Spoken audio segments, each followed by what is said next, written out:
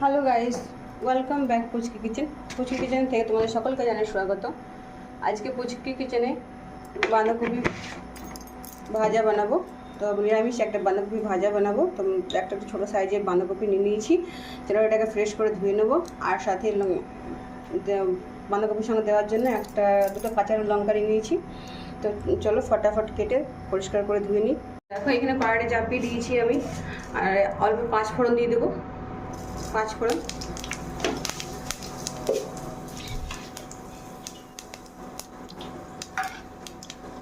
আর এইদিকে দেখো আমার বাঁধাকপিটা কেটে পরিষ্কার করে ধুয়ে নিয়েছি। এবার বাঁধাকপিটা আমি তেলের সঙ্গে ছেড়ে দেবো। 5 ফোড়নটা দেখো লাল হয়ে এসছে। এবার ধুয়ে রাখা বাঁধাকপি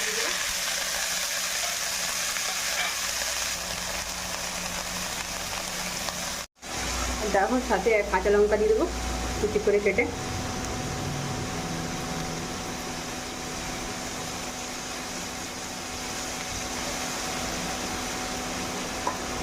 বাঁধাকপিটাকে নেড়ে ভেজে নেব।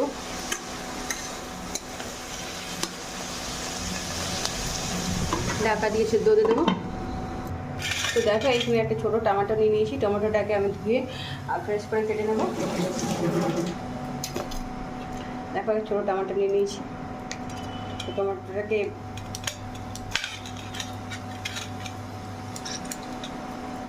এবার ছোটো ছোটো করে কেটে নেব।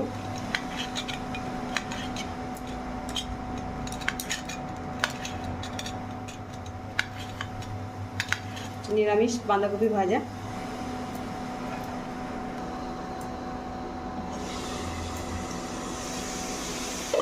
দেখো এখানে বাঁধাকপিটা অনেকটাই জল বেরিয়ে এসছে, জলটাকে শুকনো করে নেব। তো আমি হলুদ দিচ্ছি সঙ্গে সঙ্গে, হলুদ, অল্প পরিমাণ মতো নুন,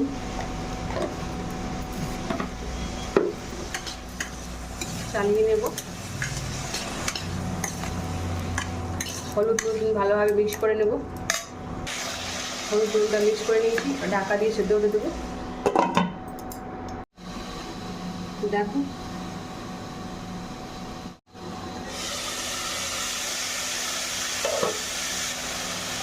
জলটা অনেকটা শুকনো হয়ে গেছে।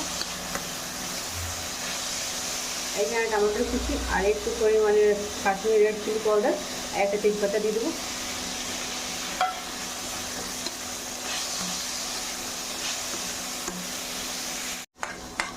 দেখো এবার টমেটোটাকে আমি ঢাকা দিয়ে গলিয়ে নেব।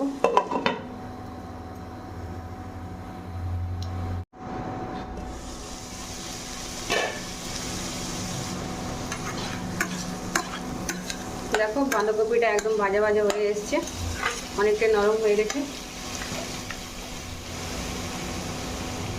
এরপর ঘরে পিষানো একটু গরম মশলা দিয়ে দিলাম, একটু গরম মশলা দিয়ে নামিয়ে নেব।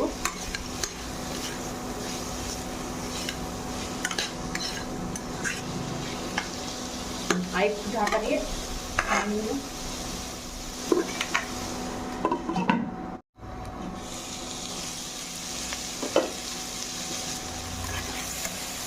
দেখো বাঁধাকপির ভাজাটা একদম রেডি হয়ে গেল। গরম গরম রুটি আর বাঁধাকপির ভাজা। দেখো আমার বাঁধাকপির ভাজা একদম রেডি হয়ে গেছে। রাতের খাবার বাঁধাকপি ভাজা আর রুটি। তো তোমাদের কাছে নিরামিষ বাঁধাকপি ভাজার রেসিপিটা কেমন লেগেছে অবশ্যই লাইক কমেন্ট শেয়ার করো। আর ইউটিউবে নতুন যারা আছে তারা সাবস্ক্রাইব করো, ফেসবুকে গিয়ে ফলো করে দিও। ধন্যবাদ।